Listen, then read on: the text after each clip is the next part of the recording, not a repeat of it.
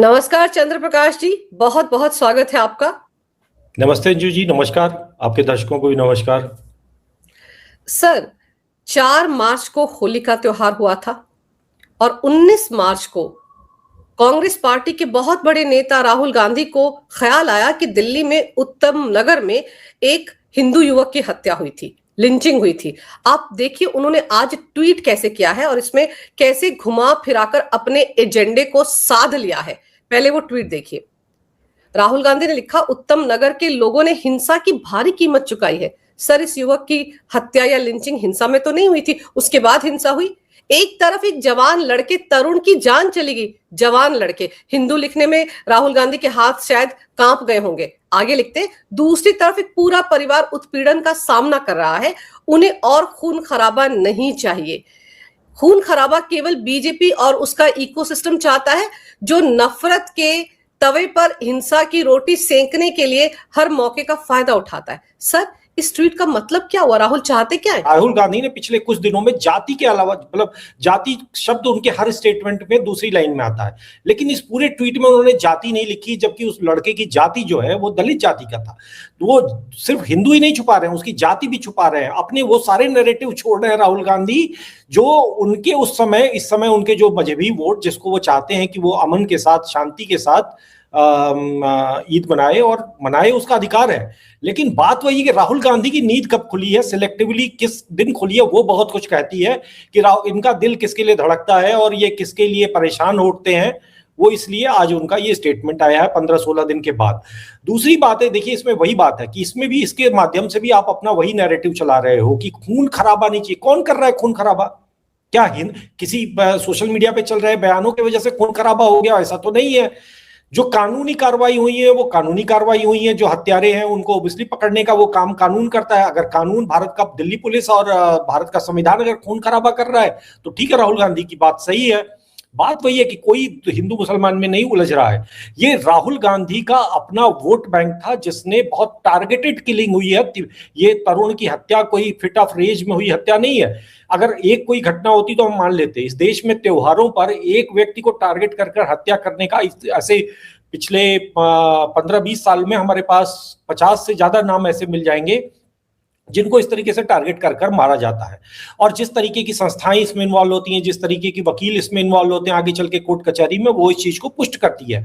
तो राहुल गांधी की आज नींद 15 दिन के बाद इसीलिए टूटती है क्योंकि राहुल गांधी चाहते हैं कि अब हो गया ना तुम्हारा, हमको बस तुमको दिखाना है कि तुम्हारे डर कर रहे हो तुम, और ये जो हमारा वर्ग है ये पीड़ित है। ये तुम जो है, तुम्हारा व्यक्ति एक मर कर भी तुम जो है वो दंगाई हो, तुम जो है वो मुद्दे बदलना चाहते हो, तुम जो है नफरत के तवे पर हिंसा की रोटी सेक रहे हो। और हमारा जो ये हत्यारे जो हैं वो सब जो है वो अब उनको छोड़ो, माफ करो, हो गया। मतलब जैसे झगड़ा छुड़ाते हैं, राहुल गांधी झगड़ा छुड़ा रहे हैं। लेकिन एक दिन पहले दिल्ली हाई कोर्ट में भी वकीलों की एक जमात पहुंची थी किसी एनजीओ के जरिए, जिन्होंने एक गुहार लगाई थी कि उत्तम नगर में ईद के दिन खून खराबा ना हो जाए। इसीलिए उत्तम नगर को एक छावनी में तब्दील कर दिया गया। बेसिकली जो एनजीओ है जिसकी बात आप कर रही हैं, ये एपीसीआर करके एक संस्था है जो कि मुस्लिम वकीलों की एक तरह से कहा जाए। इसमें और भी नाम है, हर्ष मंदार, और जो इनकी जो यूजुअल सस्पेक्ट हैं, तीस्ता सितलवाड़, सवा नकवी, और कुछ पत्रकार हैं उर्मिलेश टाइप के, जो इसको एक तरह से इसमें इसके कार्यक्रमों में उठते बैठते रहते हैं। ये कुल मिलाकर एक वकीलों की संस्था है जो दंगाइयों को, आतंकवादियों को कानूनी मदद पहुंचाती है। इसका पूरा फुल फॉर्म, इसका नाम है association for protection of civil rights. तो सिविल राइट्स मतलब कि जो दंगा करना है, एक हिंदू की हत्या करना, टारगेटेड किलिंग करना, उसकी लिंचिंग करना सिविल राइट है। आज जो मन के अंदर की बात है वो यही है। दूसरी चीज है कि आप ये एक एनजीओ आपने बना के रखा हुआ है, वो उसको आप फ्रंट बनाते हो, उसका एक वकील होता है, जाकर कोर्ट में खड़ा होता है। लेकिन ऐसे ही जो वकील और ऐसी संस्थाएं जो कि कांग्रेस पार्टी से इनडायरेक्टली लिंक्ड हैं और उस इंटरनेशनल नेटवर्क से कहीं ना कहीं फंडेड दिखाई देती हैं, ये एनजीओ कभी हनुमान जयंती पर होने वाली हिंसा, अभी कुछ दिन बाद अभी रामनवमी आएगी, रामनवमी पर भी वही टारगेटेड किलिंग निश्चित रूप से ये देश देखेगा। और ये देश ये भी देखेगा कि हर हिंदू त्योहार आने वाले पिछले कुछ वर्षों में भी हुआ है और आगे आने वाले समय में भी होगा, कि ये उनके पर एक इस तरीके से हमले किए जाते हैं, और जब भी कोई उसमें जो आरोपी होता है उनके पक्ष में एक वकीलों की पूरी फौज खड़ी होती है, और ये वकीलों की फौज कहीं ना कहीं लिंक्ड होती है कांग्रेस पार्टी से।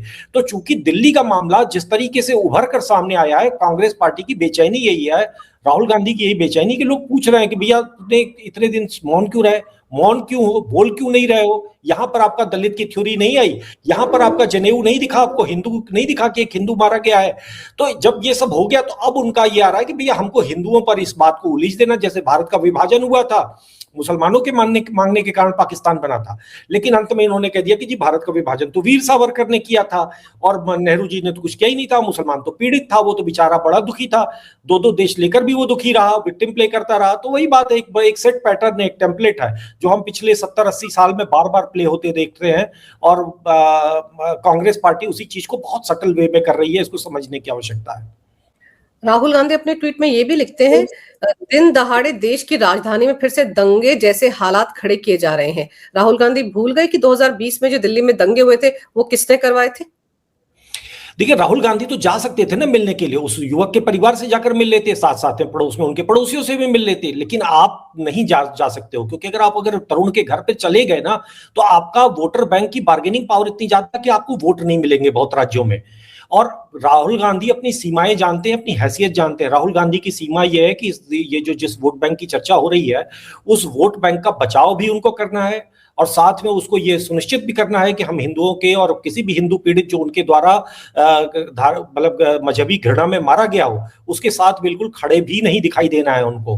राहुल गांधी बस वही उसी चीज को इंश्योर कर रहे हैं, वरना राहुल गांधी का जो भाईचारा और दोस्ती और सब जो गंगा जमुनी तहजीब जो शरबत पिछले 2014 तक हम लोगों ने पिया है, वो राहुल गांधी की शासनकाल में कि देश में दंगे होते थे, बड़ी संख्या में हिंदू मारे जाते थे, और अगले दिन हमें बताया जाता था कि भैया ये तो मतलब गंगा जमुनी तहजीब रही है, सब मिलके रहो। जो मोहब्बत की दुकान है जो पूरा राहुल गांधी का है, वो इसी मॉडल पे चलती है कि हिंदू मरता रहे, उफ ना करे, वो नफरत की राजनीति ना करे। वो मरना तो उसका कर्तव्य है, 47 से वो मर रहा है, लेकिन आगे से जो है वो उसको मरते रहने को वो सुनिश्चित करे, वो ये ना कहे, उफ ना करे। राहुल गांधी बस उसी चीज को इंश्योर करना चाहते हैं, उस चीज वो पक्का हो, इसके लिए वो अपने एनजीओज को भेजते हैं कोर्ट में। और ये झलकाव तो उन्होंने पवन खेड़ा के ट्वीट से अपना एक वीडियो जारी किया था, जिसमें वो कह रहे थे कि हनुमान जयंती पे हिंदू जो है वो मंदिरों मस्जिदों के आगे नाचते हैं। तो भैया हम नाचे नहीं तो क्या मातम मनाएं? कांग्रेस पार्टी यही तो चाहती है कि मातम मनाए हिंदू, हनुमान जयंती पे, रामनवमी पे, होली, दिवाली, दशहरा पर हिंदू मातम मनाए, और वो मनाते भी रहे, मनवाया भी उन्होंने वर्षों तक। अब वो नहीं हो पा रहा है तो इसलिए उनको कष्ट है। लेकिन इस बीच में आपने इस पिछले 1 महीने में जो रमजान का पाक महीना था, उसमें आपने सुना होगा कि किसी के कान में आरती की आवाज सुन गई तो पड़ोस में जाकर पिटाई कर दी। किसी के घर में कितने गांव देहात, कितनी जगहों पर हिंदुओं पर हमले की इस तरह की घटनाएं। तरुण वाला मामला था, ये होली से जुड़ा था। उसके बाद एक और मामला सामने आया था जहां पर एक परिवार के लोगों की इसलिए पिटाई कर दी क्योंकि वो राम चालीसा बजा रहे थे, अपने घर में सुन रहे थे, इसलिए भी पिटाई की गई दूसरी जमात के लोगों की तरफ से। तो ये सोचिए, आप कह रहे यही है, आपका होना ही उनके लिए धार्मिक भावनाओं को ठेस पहुंचती है। आपका अस्तित्व ही जब समस्या है सामने वाले के लिए, तो आप कहां पर जाकर सेटल करेंगे? कांग्रेस पार्टी उसी चीज को एहसास दिलाती है, राहुल गांधी उसी चीज को एहसास दिलाते हैं कि भैया आप चुप रहो, गंगा जमुनी ये जो गंगा जमुना है तभी बहेगी। हालांकि ना गंगा उनकी ना यमुना उनकी, दोनों में से कोई भी बाबर नहीं लाया था, ये तो हमारी थी। आप जाकर आप उसमें हड्डियां फेंकते हो और उसको फेंक कर आप हमको दिखाते हो कि देखो तुम्हारी ये हैसियत है। लेकिन चलिए ठीक है, वो सब चीजें एक कहने की बातें हैं, कानून उसको अपने तरीके से हैंडल करता है। लेकिन बात वही है ना कि राहुल गांधी जब आते हैं तो वो इस तरीके की जो ये मीठी मीठी बातें करते हैं, उसमें एक वो बार को दिखाते हैं कि भैया आप उस हिंसा को सहने के लिए सहज रहो और खून खराबा मत करो। दंगे जैसे हालात फिर से खड़े किए जा रहे हैं। अरे भाई 2020 में तो दंगे किसने खड़े किए थे? आप ही ने दंगे कराए थे। जा जाकर पड़ोस की कॉलोनियों में जो शाहीन बाग के आसपास जो हमले हुए थे, लोग तो अपने घरों में सो रहे थे दोपहर के समय, अचानक वहां पर हमले हुए शुरू, फिर वो शीशे फोड़े जाने लग गए। जो सरिता विहार और अपोलो के आसपास की कॉलोनीज है, वहां रहने वाले ज्यादातर किस समुदाय के लोग हैं सब जानते हैं। तो वहां पर जब ये हमले हुए तो ये दंगे किसने किए? चाहे फिर उसके बाद जो सीलमपुर और जो पूरे उत्तर पूर्व दिल्ली की जो सारी कहानियां हैं कि आपने टारगेटेड कर कर एक स्कूल पे ही हमला किया, बगल में जो एक दूसरे मजहब का स्कूल था वो आपने उसको उसमें आग नहीं लगाई।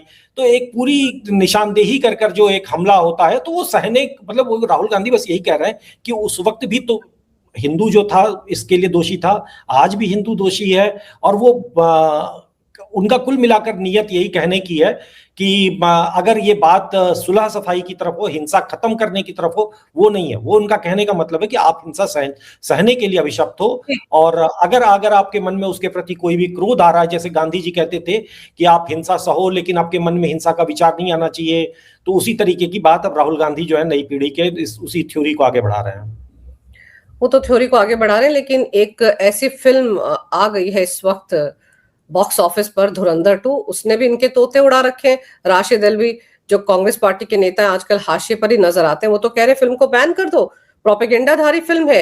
ऐसा लग रहा है बीजेपी के पैसों से बनी हुई फिल्म है, क्योंकि उसमें भारत में जो अंदर बैठा हुआ एक इकोसिस्टम है, उसके पाकिस्तान के साथ क्या तार है, किस तरह की सांठगांठ है, उसको दिखाया गया है। उससे भी मिर्ची लग गई है। बिल्कुल, देखिए उससे मिर्ची लगने के बहुत सारे कारण हैं। और वैसे तो फिल्म में चलिए शुरू में उन्होंने लिख दिया कि काल्पनिक कहानी है, लेकिन कांग्रेस पार्टी बहुत अच्छे से जानती है कि उसको कहां पर ये चोट पहुंचा रही है, उसके मर्म स्थल पर चोट पहुंचा रही है। जिस कारण से आज इस तरीके की, जो दिल्ली के भी हम लोग अभी पिछले प्रश्न में बात कर रहे थे, जिस कारण से कांग्रेस पार्टी का ये हाल है कि वो एक पूरे देश के बहुसंख्यक समाज के विरुद्ध खड़ी हुई दिखाई देती है, उसके विरुद्ध बयान जारी करती है, तो उसी तरीके से वही बात आती है कि आपको उस फिल्म में क्या दिखा, आप कुल मिलाकर जो आप आलोचना कर रहे हो वो क्या कर रहे हो कि एक प्रोपोगेंडा फिल्म है। अब जो प्रोपोगेंडा अगर आप कह रहे हो, तो इस प्रोपोगेंडा के जितने भी विषय हैं जिनको आप कह रहे हो कि ये प्रोपोगेंडा है, आप गूगल कर लो, आपकी सरकार थी उस समय की अखबारों की क्लिपिंग्स पड़ी हुई हैं, आप उसको गूगल कर लो, वो सारी चीजें जो है मीडिया में उपलब्ध हैं, इसमें से क्या प्रोपेगेंडा है वो तो बता दो, लेकिन वो नहीं बता पाएंगे। अंततः बात वही है कि पिछली बार जब हुआ था जो धुरंधर 1 में, तो चलिए ठीक है पाकिस्तान पे हमला था, उस पे भी उनको मिर्ची लगी, जबकि कांग्रेस पार्टी की सरकारों के रहते हुए 3-4 युद्ध हुए पाकिस्तान के विरुद्ध। आपकी पार्टी आज भी उनका श्रेय भी लेती है कि हमने पाकिस्तान को देखो धूल चटाई थी, हम प्रोपेगेंडा की भी थ्योरी मान लें, तो आपको मिर्ची क्यों लग गई? दिक्कत यह है चंद्र प्रकाश जी कि इस फिल्म में एक आतिफ अहमद नाम का किरदार दिखाया गया है जो कि अतीक अहमद से मिलता जुलता है। अब कल्पना है, नाम उसका आतिफ है, लेकिन उसको लेकर समाजवादी पार्टी परेशान है कि देखिए ऐसे कैसे दिखा दिया आपने, कैसे उसका आईएसआई से ताल्लुक दिखा दिया, कैसे आपने कह दिया कि वो फर्जी नोटों का कारोबार करता था, पाकिस्तान से करेंसी आती थी वगैरह वगैरह। जबकि ये खबर आप देखिए कब की है, 16 अप्रैल 2023 की है। इसमें तो साफ लिखा है कि खुद अतीक अहमद ने माना था कि उसके किस किस से रिश्ते हैं। देखिए वो माने, सिक्योरिटी एजेंसी जाने, इससे ज्यादा जो चीज जान रही होती है वो स्थानीय जनता जान रही होती है। आप जो उस वक्त भूतपूर्व इलाहाबाद और आज का तत्कालीन आज का प्रयागराज है, आप वहां पर जाके किसी भी जो उस पीढ़ी का जो इनका आतंक देखा है, ये तो जो दिल्ली में बैठकर मीडिया देख रही है वो तो उसका एक छोटा सा हिस्सा देख रही है, जिसमें उसका ग्लोरिफिकेशन शामिल है उस अपराधी का, अतीक अहमद का या मुख्तार अंसारी का, जिन्होंने उनको अपनी आंखों से देखा है, इनकी हरकतें अपनी आंखों से देखी। और सिर्फ यही नहीं बल्कि एक आईएसआई का एक एजेंट वो भी था जो जेल में सड़कर मर गया, मोहम्मद शहाबुद्दीन जो सिवान का। तो ये इनके आतंक को जिन लोगों ने देखा है अपनी आंखों से, वो जानते हैं कि ये क्या थे। और अगर इनका आतंक इस स्तर पे था, इनके पास हथियार आते थे, AK-47 कहां से आती है आपको? AK-47 क्या कहीं इनको खेतों में उग रहा था? तो निश्चित रूप से बिना आईएसआई के संबंध के नहीं हो रहा था। दूसरी बात है कि उस पूरे क्षेत्र में जो नकली नोटों की, नकली करेंसी, जो कि इस फिल्म का बड़ा विषय है धुरंधर का, कि जो नकली नोट आ रहे थे जो गड्डी के गड्डी, और पूरी तरह से पूरी इकोनॉमी को इन्होंने पंगु बनाने का किया था, तो वो उनको कौन चला रहा था? वो चलाने वाले ओब्वियसली लोकल माफिया ही थे। तो संबंध यहां से स्थापित होता था इनका, बिना इस लोकल सपोर्ट के कोई विदेशी संस्था जो है, वो विदेशी एजेंसी भारत में नकली नोट नहीं चला सकती थी। नकली नोट कोई भारत में नहीं छप रहे थे। ये पूरा इसका ये समय, ये सब बातें जो है वो कांग्रेस के समय ही काफी कुछ चीजें स्पष्ट थी कि भाई कहां से छपती हैं, कहां से आती हैं, कैसे कैसे उनको फ्लोट कराया जाता है, क्या रूट होता है। तो वो रूट में जब नेपाल से आती थी तो यहाँ पर रिसीव कौन करता था? वो कोई सामान्य अपराधी नहीं कर सकता, वो यही कर सकता है जिसका भय हो, जिसका आतंक, पुलिस और सरकार में इतना बड़ा उसका रुतबा हो कि वो उसका पुलिस प्रशासन कुछ नहीं बिगाड़ सकता हो। तो ये व्यक्ति यही करता था। और इसीलिए, और दूसरी बात है कि समाजवादी पार्टी आज भी उसी बेस पर आधारित है जिसपे आतीक, मुख्तार और शहाबुद्दीन जैसे जो माफिया, और हर जिले में जो योगी जी बोलते हैं कि 1 डिस्ट्रिक्ट 1 माफिया, जो कांग्रेस, जो समाजवादी पार्टी का मॉडल था, तो वह 1 डिस्ट्रिक्ट 1 माफिया के जितने मॉडल थे वही इनका ये धंधा संभालते थे, जिसमें ये सबसे बड़ी मछली था। तो इन्होंने जो दिखाया है वो तथ्य है, उसमें कहीं कोई झूठ नहीं है। लोग जानते हैं क्या कह रही है सिक्योरिटी एजेंसीज, क्या छपा था अखबारों में, वो एक सेकेंडरी है। स्थानीय लोग इनको जानते हैं और मानते हैं कि ये कितने पापी, कितने दुष्ट, कितने इनके वो थे।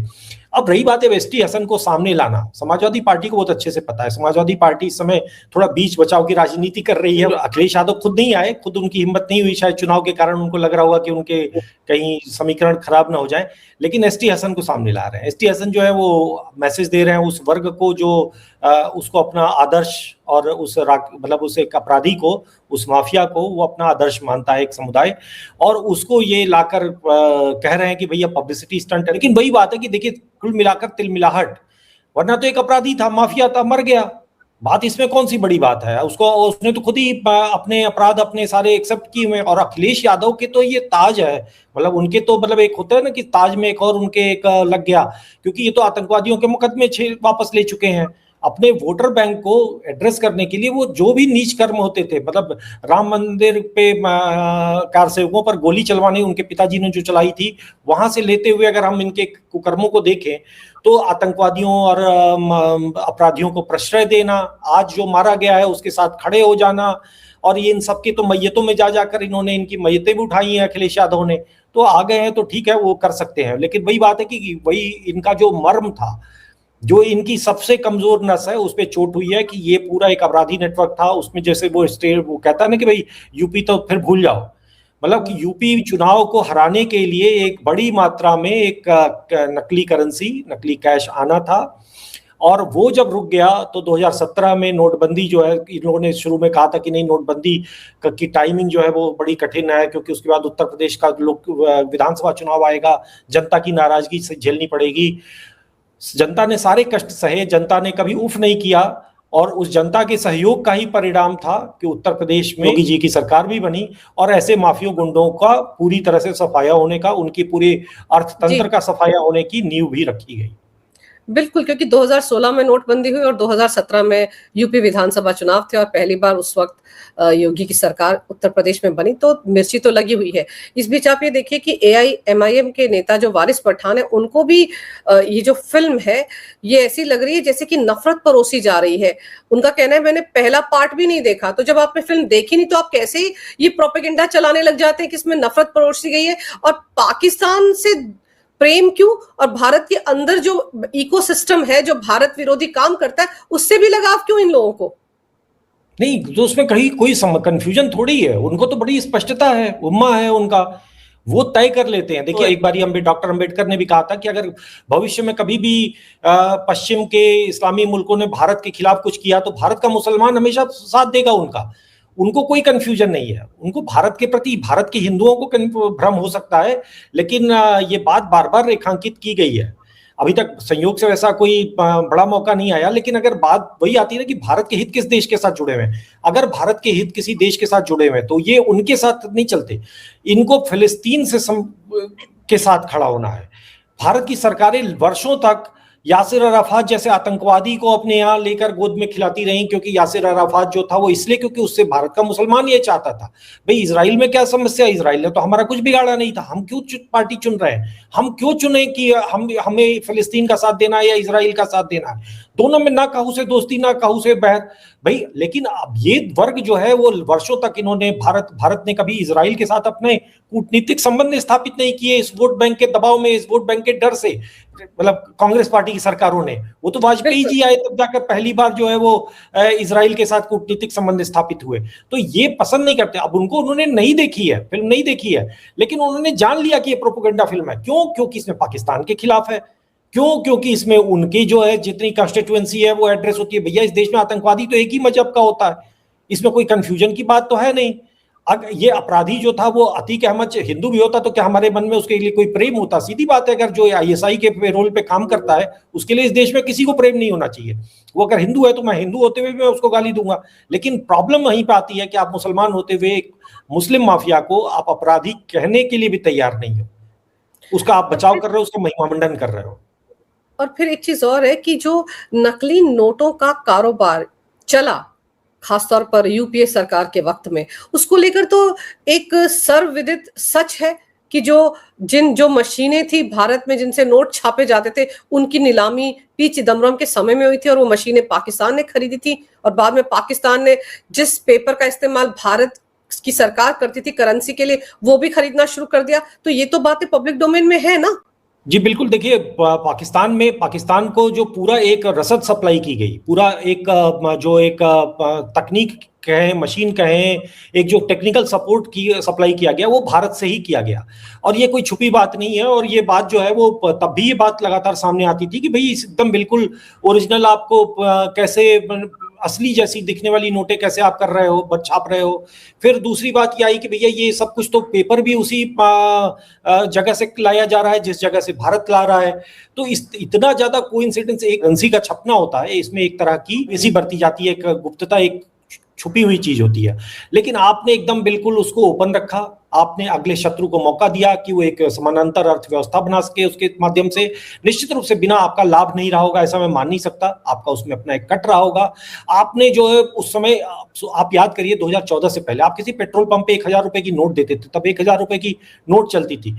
कितने लोग जो है वो 1000 रुपए की अपनी दिहाड़ी लेकर आते थे और कोई भी सामान खरीदने जाते थे और दुकानदार उसको देखता था, उलटता पलटता था, 1000 रुपए नकली होते थे। उस एक गरीब आदमी की स्थिति सोचिए कि उसकी नोट नकली निकल गई है, उसके खिलाफ अब पुलिस कार्रवाई करेगी, उसकी दिहाड़ी मारी गई, उसकी रोजी रोटी मारी गई, उसका 1000 रुपए की वैल्यू होती है। इस देश के लोगों ने कांग्रेस पार्टी के इस भ्रष्टाचार और इस मजहबी भ्रष्टाचार इसलिए क्योंकि चिदम्बरम हो, कांग्रेस पार्टी की सरकार हो, उसने इस सबको होने दिया जो आप कह रही हैं, चाहे वो टेक्निकल सपोर्ट देना, मशीनें, फिर जो कागज है जो नोट जिस पे छपता है वो एक अलग तरह का कागज होता है, वो सामान्य कागज नहीं होता है, कुछ ही जगहों पे बनता है और वो कुछ ही जगहों पे छपता है। तो उस तरीके का अगर ये पूरा एक तंत्र विकसित किया गया तो ये पूरा सोच समझ कर, ऐसा संयोग नहीं था कि कुछ अपराधियों ने तय किया और वो हो गया। वो उस वक्त की सरकार और उस वक्त की सरकार के अंदर बैठे हुए जो गृह मंत्री जैसा जिम्मेदार व्यक्ति, वो ये काम को कर रहा था और करके उसने उसमें निश्चित रूप से उसका लाभ था। लाभ कैसे था? लाभ ऐसे था कि भैया ये आपने एक पूरी मशीनरी बनाई, आपका एक पूरा वोट बैंक का एक सिस्टम बना जो ये इंश्योर कर रहा था कि आप ही चुनाव में बारंबार जीतो, जो आपके लिए मरने मारने पर उतारू था, जो आपके और आप उनके हितों को सुरक्षित कर रहे थे। तो एक पूरा एक सिस्टम बनाया और उस सिस्टम को उन्होंने रन किया। दुर्भाग्य से 2014 में वो जो चाहते थे जो कि जैसा हो वो नहीं हो पाया।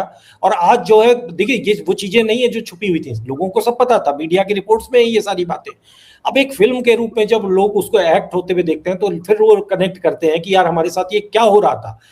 मतलब एक होता है ना कि आप जान तो सब रहे थे लेकिन एक कनेक्टिंग द डॉट्स जो होता है वो आपके अंदर नहीं था। फिल्म ने बस वही किया है। आप इसको प्रोपोगेंडा कह लो, आप उसको कुछ भी कह लो, मैं तो कह रहा हूं हर तथ्य जो आप इस फिल्म में देख रहे हैं उस फिल्म को जाकर आप गूगल कर लीजिए, उसके संबंधित न्यूज रिपोर्ट्स भारत के किसी गोदी मीडिया जिसको आप कहते हैं उनमें नहीं, हिंदू में छपे हुए जो अभी अब आप खबर दिखा रही थी ISI लिंक वाली अतीक अहमद की, अब ये द हिंदू किया है, नाम इसका हिंदू है, लेकिन ये द हिंदू जो है इससे बड़ा कोई मतलब भारत विरोधी और हिंदू विरोधी अखबार नहीं होगा, लेकिन उसने भी ये चीज छापी है।